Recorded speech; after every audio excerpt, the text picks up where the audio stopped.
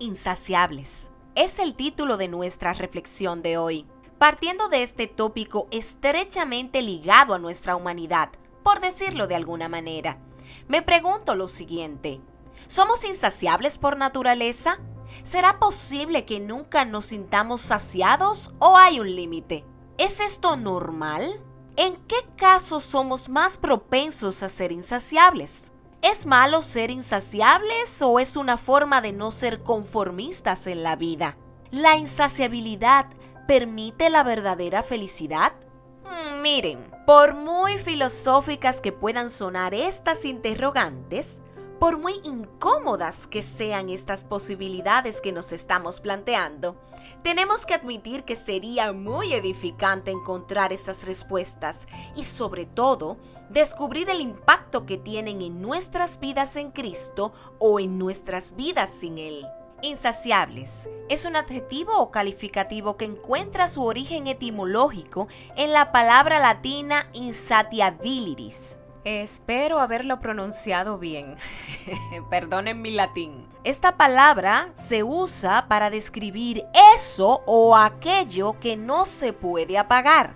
Es decir, personas que jamás llegamos a sentirnos plenas con lo que tenemos porque siempre queremos más para poder ser, entre comillas, verdaderamente felices. Para muchas personas, este término no suena tan mal, porque desde su punto de vista, el ser insaciables es una forma para alcanzar nuestra mejor versión y vivir a plenitud. Sin embargo, para otros, este adjetivo describe una condición humana de insatisfacción, ingratitud y ambición que la mayoría hemos experimentado en algún punto de vacío existencial, sin importar nuestra edad, sexo, clase social, nivel económico, religión o etapa de la vida en que nos encontremos. No soy psicóloga, que conste en acta, pero en mi caso entiendo que la insaciabilidad, sí, así se dice por raro que suene, insaciabilidad, puede identificarse claramente desde la niñez. Voy a poner un ejemplo. Cuando se vuelve un hábito en los niños que piensen y sientan que al obtener el juguete de moda serán los más dichosos del mundo, y cuando los padres hacen el esfuerzo de comprarle el juguete en cuestión en un tiempo X, pasa a estar arrumbado en un rincón de la casa. Y lo que una vez ocupó una posición estelar en la habitación y en el corazón de ese niño o de esa niña, hoy es víctima del polvo y del descuido, porque un nuevo juguete es ahora el objeto de su deseo. ¿Me doy a entender? ¿Tendrá esto alguna raíz espiritual? ¿Vendrá la insaciabilidad desde el nacimiento?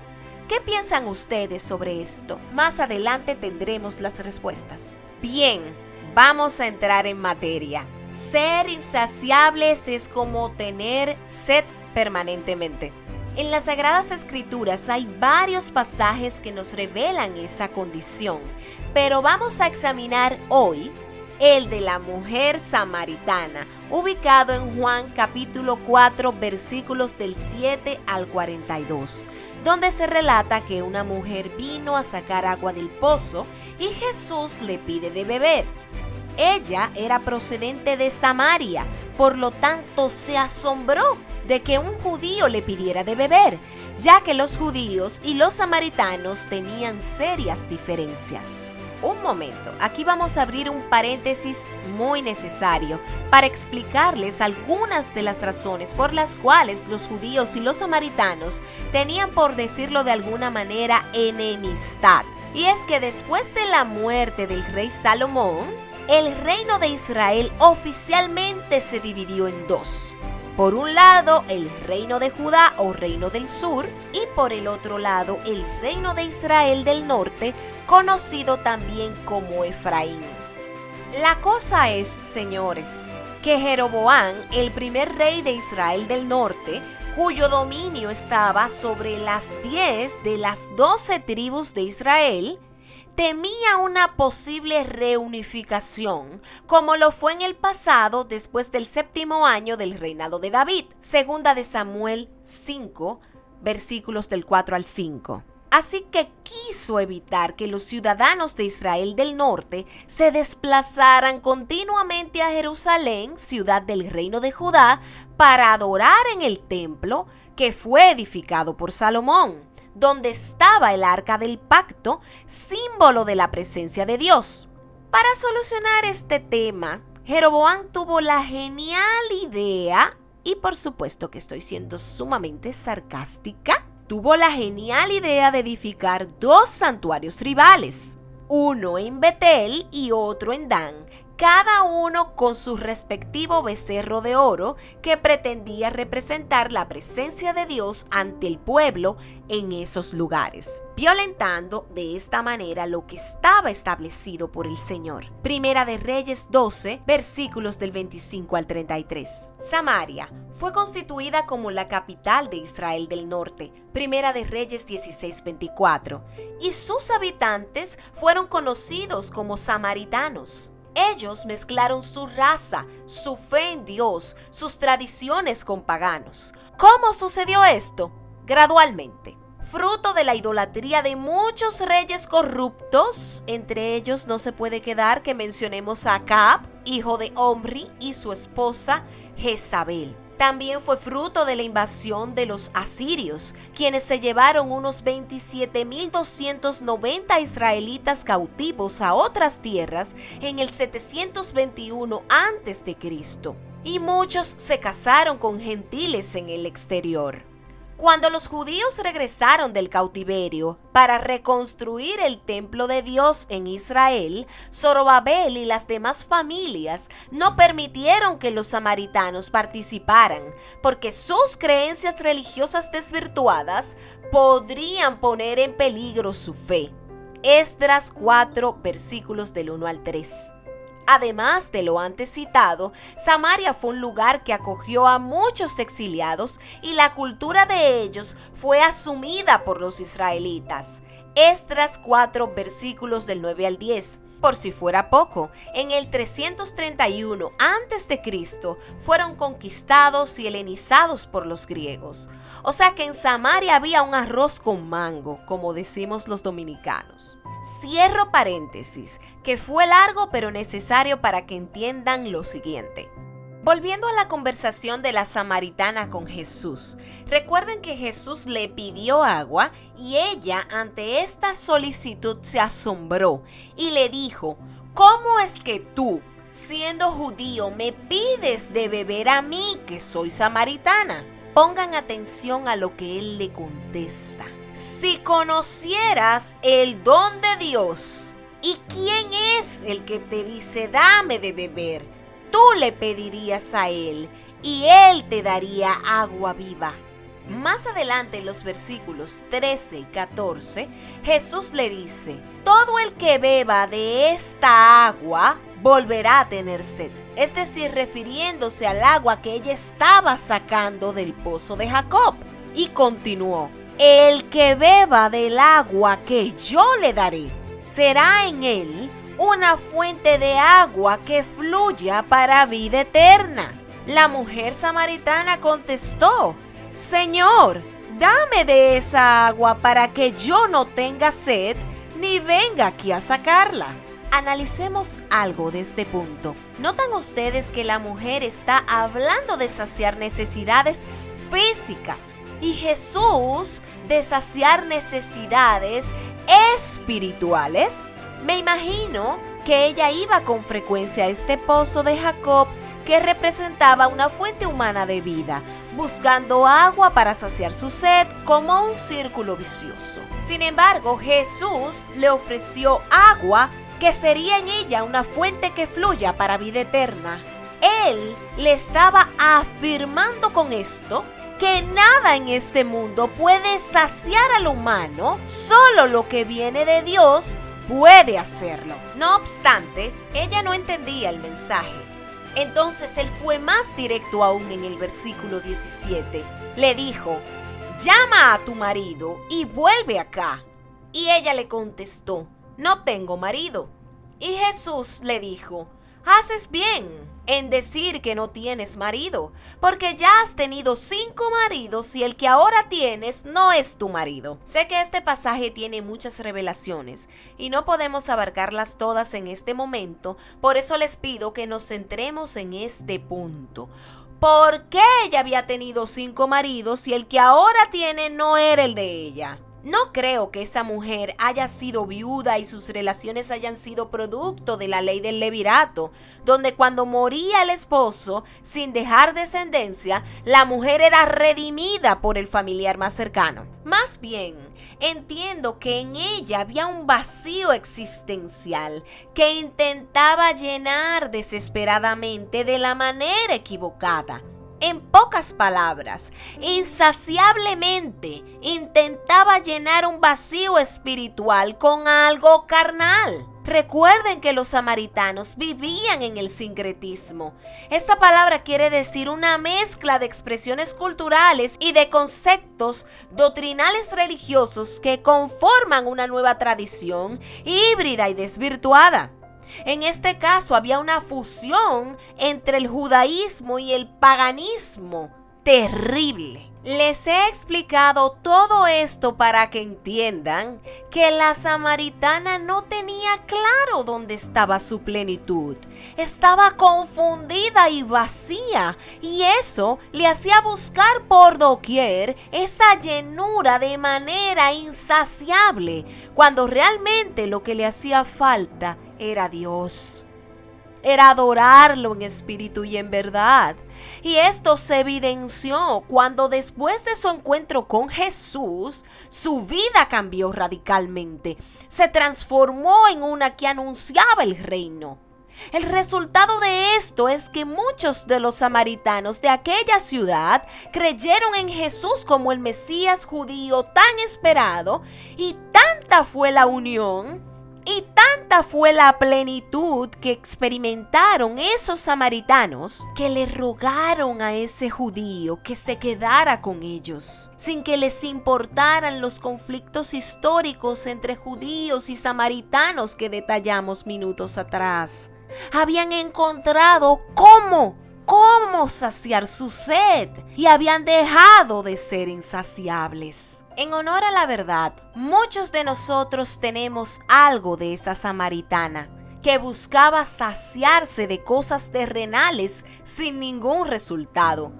Irónicamente, cuando somos insaciables, lo que queremos a toda costa e inconscientemente es saciarnos, llenar nuestros vacíos. Lo que pasa es que lo hacemos de la forma incorrecta, al igual que la samaritana. Buscamos llenar el cuerpo y el alma antes que el espíritu. Nosotros somos tripartitos, es decir, tenemos un cuerpo, un alma y un espíritu. Primera de Tesalonicenses 5:23. El alma es donde se encuentran las emociones, los pensamientos y la personalidad, nuestro yo. El espíritu es lo que conecta con Dios, es el lugar más íntimo y profundo del ser humano que está hecho para tener comunión con su Creador. Y el cuerpo es lo que reviste el alma y nos conecta con el mundo exterior a través de los sentidos: la vista, el olfato, el tacto, el gusto, el oído. También nuestro cuerpo es templo del Espíritu Santo cuando hemos aceptado a Jesús como nuestro Señor y Salvador. Primera de Corintios 6, versículos del 19 al 20. ¿Cuándo somos más propensos a ser insaciables? Si nuestro espíritu está muerto, es decir, si no hemos nacido de nuevo al aceptar a Cristo como Señor y Salvador, o si a pesar de que estamos en Cristo, no vivimos en su plenitud. Nuestra alma y nuestro cuerpo serán insaciables. Nuestro espíritu estará afligido, aunque no seamos conscientes de ello, porque no estamos en una comunión total con la fuente que verdaderamente puede saciar la sed espiritual. En Eclesiastés 1:17 dice: y di mi corazón a conocer la sabiduría y la ciencia, y las locuras y los desvaríos. Conocí al fin que aún esto era aflicción de espíritu. Estas son palabras de Salomón. Esto no es inventado. Estamos hablando del hombre más sabio que ha pisado esta tierra después de Jesucristo. Él fue criado por David su padre en el temor de Dios, pero su insaciabilidad por las mujeres lo llevaron a la idolatría y a la división del reino de Israel, que mencionamos anteriormente. ¿Recuerdan? El que lo probó todo no se negó ningún placer, tuvo riquezas, tuvo sabiduría, tuvo de todo lo que un ser humano pueda desear. Al final de su vida concluyó lo siguiente: vanidad de vanidades, todo es vanidad. La palabra vanidad viene del latín vanitas, vanitatis, que se refiere a la cualidad de lo vano, pura apariencia, fraude, presunción de que se posee algo cuando el interior está vacío. ¿Escucharon la palabra? Vacío. En este punto de la reflexión, ya sabemos qué es ser insaciables y cuándo somos más propensos a ser insaciables. Ahora bien, ¿dónde inicia la insaciabilidad del hombre? ¿Somos insaciables por naturaleza? Si lo vemos desde la perspectiva de la naturaleza caída de Adán, sí lo somos. Somos insaciables por naturaleza. Sin embargo, no fue así en el jardín del Edén. No fuimos creados por Dios de esa manera. El ser humano era totalmente pleno y esa saciedad venía de una fuente, el Señor mismo, quien de toda su creación distingue al hombre y a la mujer a su imagen y semejanza. Génesis 1, versículos del 26 al 27. Les fue otorgado el señorío sobre la tierra y una sabiduría sin igual. Eran perfectos y hechos con poder de decidir, con libre albedrío. Génesis 2:17. Y en base a esa facultad, juzgamos erróneamente el planteamiento de la serpiente antigua y aceptamos su oferta. Nos rebelamos contra Dios al desobedecerlo. Génesis 3, versículos del 1 al 7. Y hablo en plural, diciendo todos, porque toda la raza humana estaba contenida en ellos, quienes serían padres de toda la humanidad. Adán y Eva transfirieron a nosotros la naturaleza caída, las rebeliones, iniquidades, concupiscencias y también los vacíos existenciales que vinieron como resultado directo de que fuimos destituidos de la gloria de Dios y de que se rompió el nivel de intimidad tan profundo que existía en el principio entre Dios y el hombre. En la carta a los Romanos 3:23, el apóstol Pablo expresa lo siguiente: es así porque todos hemos pecado y no tenemos derecho a gozar de la gloria de Dios. En Romanos 5:12 dice: por tanto, como el pecado entró en el mundo por un hombre y por el pecado la muerte, así la muerte pasó a todos los hombres por cuanto todos pecaron. Ustedes recuerdan que al principio de la reflexión formulamos la pregunta de que si la insaciabilidad de un niño puede tener una raíz espiritual. La respuesta es que sí. Cuando venimos a este mundo, aunque estemos recién nacidos, estamos muertos espiritualmente. Venimos de fábrica con esa destitución de la gloria de Dios a cuestas. Salmos 51:5. Por tanto, el vacío existencial está en nosotros y por inercia la necesidad inherente de saciar ese vacío, solo que no es manifiesto todavía de una forma obvia. Decimos que algo está vacío cuando carece de materia o contenido en su interior. Y con el término existencia nos referimos a la vida. Ojo, la verdadera vida. Que el vacío existencial, en pocas palabras, es ausencia de Dios en nuestra vida. Así de simple, así de sencillo. Y este hecho nos impulsa a buscar llenura en placeres terrenales. Son una grieta profunda en nuestra existencia por donde penetran muy fácilmente las obras de la carne, como la inmoralidad sexual, impureza y libertinaje, idolatría y brujería, odio, discordia, celos, arrebatos, rivalidades, disensiones, sectarismos y envidias, borracheras, orgías y otras cosas parecidas, descritas en Gálatas 5, versículos del 19 al 21. Señores, esto es serio. El vacío existencial no es un juego, no puede tomarse a la ligera. Porque el peligro más grande del vacío existencial constante es que puede retraer a una persona al punto de la depresión. Y esa depresión infundirle el deseo de acabar con su vida, logrando suicidarse. ¿Será posible que nunca en esta tierra nos sintamos saciados? ¿Es esto normal? Es normal no sentirnos saciados cuando no tenemos a Dios como Señor de nuestras vidas, porque Él es el único que puede llenar al ser humano. De hecho, Blaise Pascal, el famoso matemático y filósofo francés del siglo XIX, en una ocasión expresó: en el corazón de todo hombre, esto incluye a la mujer también, existe un vacío que tiene la forma de Dios. Este vacío no puede ser llenado por ninguna cosa creada. Él puede ser llenado únicamente por Dios, hecho conocido mediante Cristo Jesús. Sin Dios, nuestra existencia siempre estará distante de su verdadero sentido.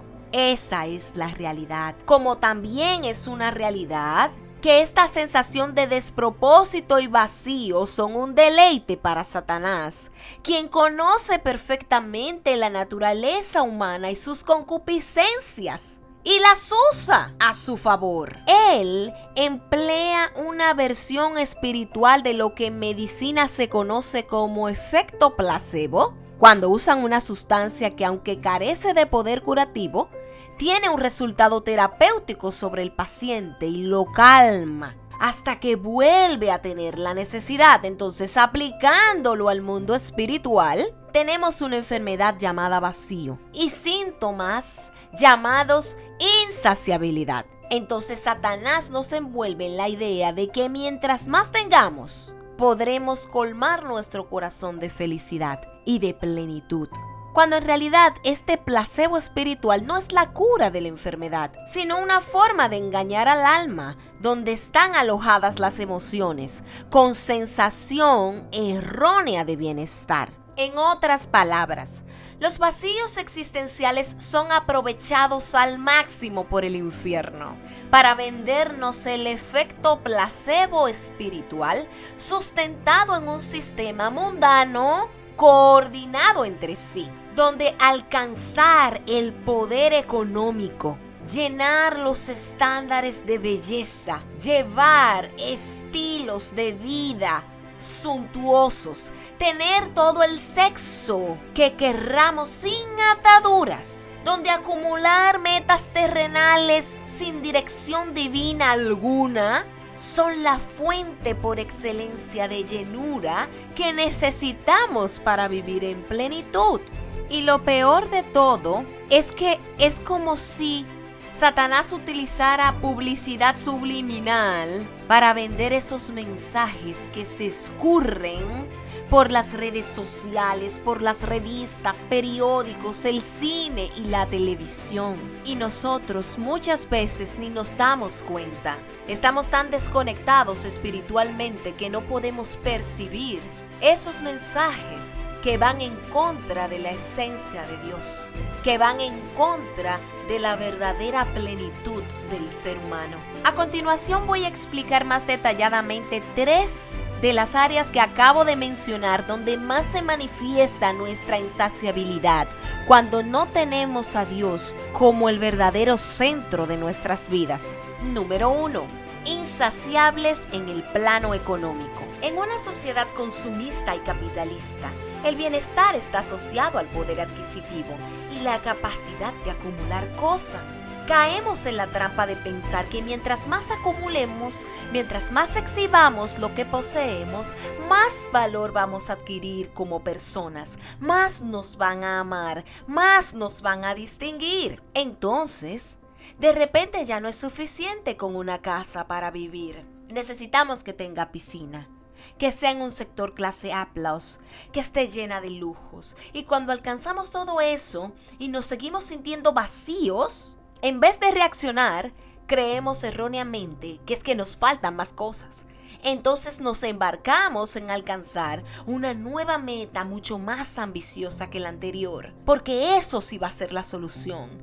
Entonces sí nos podremos saciar. En Eclesiastés 6:9, Salomón expuso lo siguiente: disfruta lo que tienes, en lugar de desear lo que no tienes. Soñar con tener cada vez más no tiene sentido. Es como perseguir el viento. ¿Esto quiere decir que seamos conformistas? No, no significa que seamos conformistas. No significa que no podamos tener aspiraciones y sueños. Lo que significa es que no podemos poner nuestra felicidad en ello. No podemos ser insaciables en términos económicos. Job era multimillonario, pero no era insaciable. El problema no es la riqueza, es lo que hay en el corazón, porque los vacíos existenciales nos pueden llevar a la idolatría muy fácilmente, al intentar llenar, en este caso, con el dinero, el espacio que solo le pertenece a Dios. Cuando Job lo perdió todo, dijo: desnudo salí del vientre de mi madre, y desnudo volveré allá. El Señor dio y el Señor quitó. Bendito sea el nombre del Señor. Job 1:21. Número 2. Insaciables en términos de apariencia física. A veces pareciera que estamos obsesionados con la belleza física. En serio. Tanto que vinculamos nuestro bienestar y nuestra plenitud a la forma en que lucimos. Y es por esto que la estética ocupa un lugar central en nuestras vidas. Esto es a un nivel tan alto que la industria de la belleza y la cosmética son de las más rentables en todo el mundo. Incluso se dicen que sus ganancias van a superar los 800,000 millones de dólares para el 2023. Pero el problema no son los tratamientos de belleza. Tranquilas, se pueden comprar sus cremas. La reina Esther tuvo bastantes tratamientos de belleza cuando se preparaba para su audiencia con el rey Asuero.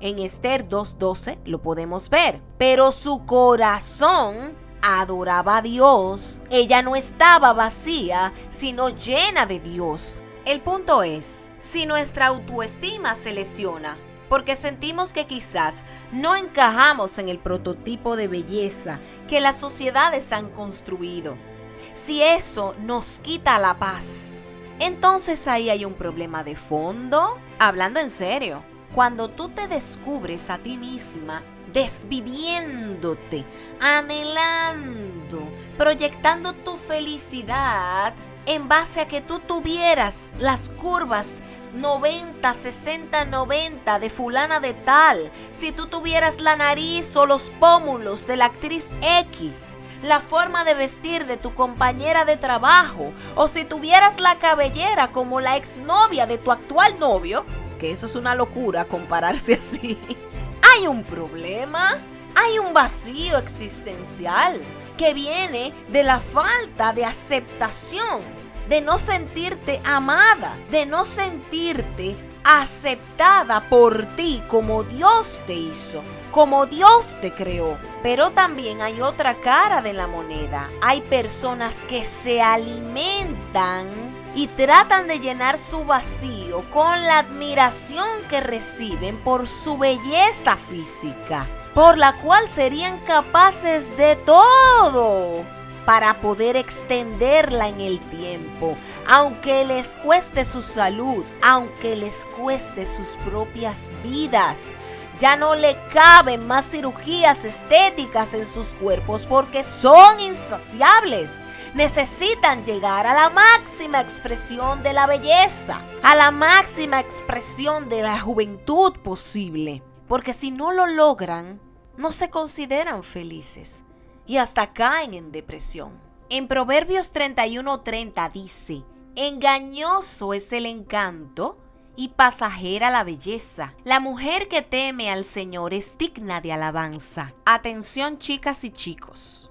Esto no quiere decir que seamos descuidados con nuestra higiene, peso corporal, que no compremos una crema o un perfume para cuidar de este templo del Espíritu Santo, ¿verdad? Lo que quiero decir es que estas cosas no ocupen un primer lugar en nuestro corazón, porque el primer lugar es para Dios. Número 3. Insaciables en términos de relación de pareja. ¿Cuándo somos insaciables en estos términos? Bueno, puedes encontrar personas que parecen nunca estar satisfechas y siempre deben seguir buscando el novio o la novia perfecta. Otros que justifican la infidelidad porque su esposo o su esposa ya no les satisface en ningún sentido.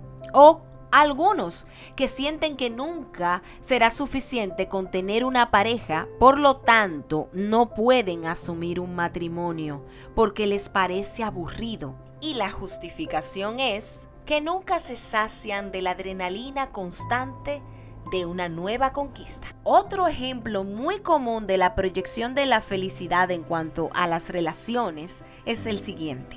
Imagínense que somos solteros y en nuestra soltería nos sentimos miserables porque no tenemos un noviazgo. Nuestro corazón no encuentra la paz porque entendemos que solo seremos felices cuando tengamos ese noviazgo. Cuando por fin ya tenemos un noviazgo, empezamos a sentirnos incompletos porque aún no nos hemos casado. Y decimos que seremos felices cuando nos casemos. Y cuando nos casamos, ya no valoramos tanto el matrimonio porque entendemos que no está completo. No está completo hasta que llegue el primogénito, y luego el segundo y luego el tercero. Y luego queremos que los hijos crezcan desesperadamente para poder ser felices también. Y así sucesivamente llegamos a la tumba esperando la plenitud que no llegó porque la estábamos buscando en el lugar equivocado. Este mismo ejemplo que acabo de exponer, aplíquenlo al plano profesional, social, emocional y ministerial. Hay hombres y mujeres que persiguen alcanzar logros solo para que los reconozcan y poder llenar un vacío, una necesidad insaciable de adulación a su persona, y en base a eso gira toda su vida. Tú puedes anhelar casarte, claro que sí. Puedes anhelar ser profesional, puedes anhelar alcanzar una estabilidad socioeconómica y ministerial, pero siempre sabiendo que esa no es la fuente de la plenitud, que esa no es la fuente de la felicidad, y mucho menos eso determina el valor que tú tienes en Cristo. Ahora bien, ¿cómo saber si estamos inconscientemente asumiendo una actitud insaciable producto de nuestros vacíos existenciales? Vamos a dividir el pastel en dos porciones: los creyentes y los no creyentes. Si no eres creyente, si no has entregado tu corazón a Jesús, es un hecho que tienes vacíos existenciales que están pretendiendo sustituir su presencia en tu vida. B. Entrega tu vida al Señor y recibe la salvación, la restauración y la adopción que viene por su sangre derramada en la cruz. C. Autoevalúa los sentimientos que mueven tu comportamiento, la razón detrás de las acciones. Por ejemplo, ¿cuál es la verdadera razón por la que compras cosas todo el tiempo? ¿Las necesitas o las haces solo por impulso? ¿Te da esto una sensación de llenura que se va luego de haber efectuado la compra? Este ejercicio puede hacerse con otras áreas de tu vida. D. Oración y ayuno intencional para que el Señor te confirme cuáles son tus vacíos existenciales. E. Pídele a Dios la llenura del Espíritu, la sabiduría y el dominio propio para gestar cambios internos en ti, que a su vez se reflejen en tus decisiones y en tu comportamiento. F. Deja que Dios te llene y disponte a obedecer, dejando atrás esos hábitos esclavizantes. Pero ¿qué pasa cuando eres creyente? ¿Puedes de alguna manera ser insaciable, producto de vacíos existenciales aún no resueltos?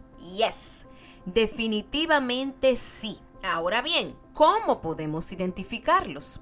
Bueno, ya mencioné algunos tips en la parte de no creyentes y voy a agregarle unos puntos adicionales. Número 1.